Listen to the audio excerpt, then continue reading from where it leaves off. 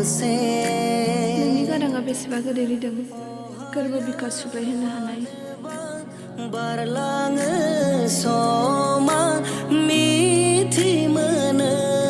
लोगोफोर दिनैनि बे गोदान मोनसे सर्ट आपडेट भिडिअआवहाय गिबियावनो नोंथांमोनखौ गासैखौ बरायनो थालायबाय। लोगोफोर नोंथांमोना भिडिअनि थाम्बनेल टाइटेलावनो नायनानै एसेब्ला मिथिखाबाय जानांगौ बे भिडिअआ मानि सायाव जागोन।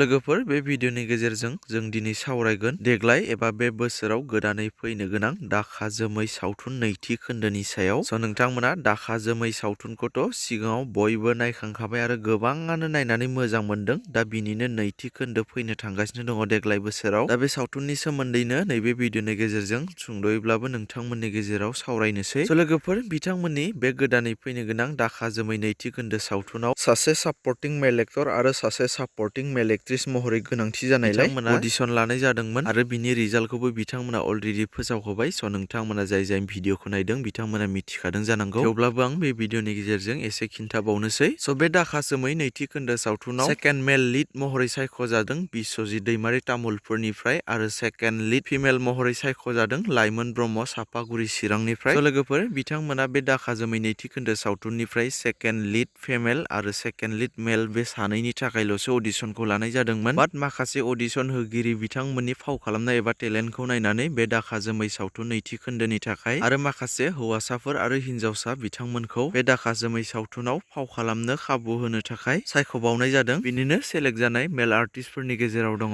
मिजिं बर', हिरिम्बापुर, मसमुवारि, मसलपुर, रनजित बर', नलबारि, हुएलेस बरगयारि, बेंटल, अनसुमा रामसियारि, बरसिमला खैरातारि, धृतिराज दैमारि, उदालगुरि आरो फिमेलफोरनि गेजेराव दङ प्रमिला बर' तामुलपुर, भुमिका दैमारि खैराबारि, काभेरि रामसियारि बोरिमाखा, सुजुमा बर' पलकाता तामुलपुर, रेखा रानि नार्जारि क'क्राझार आरो सानस्रिमा दैमारि पाटगाव क'क्राझारनिफ्राय। बिथांमोन गासैखौबो मेन लिड मेल आरो मेन लिड फिमेलजों लोगोसे गासै 14 जनखौ बे गोदानै फैनो गोनां दाखा जोमै नैथि खोन्दो सावथुनाव फाव खालामनो खाबु होनाय जासिगोन। दा लोगोफोर नोंथांमोनाथ' सिगांनि दाखा जोमै सेथि खोन्दो सावथुनखौ गोबाङानो नायनानै अनसायदों आरो मोजां मोनदों। दा बेखौ नोजोर बोनानैनो नोंथांमोननि गेजेराव बिथांमोना लानानै फैगासिनो दङ आरो दाखा जोमै नैथि खोन्दो सावथुनखौ। दा नोंथांमोना बिथांमोननि बे गोदानै फैनो गोनां दाखा जोमै नैथि खोन्दो सावथुनखौ सोर सोर दानिफ्रायनो नायनो थाखाय रेडि एबा गोसो गुदुं बिथांमोना कमेन्टनि गेजेरजों फोरमायहरदो।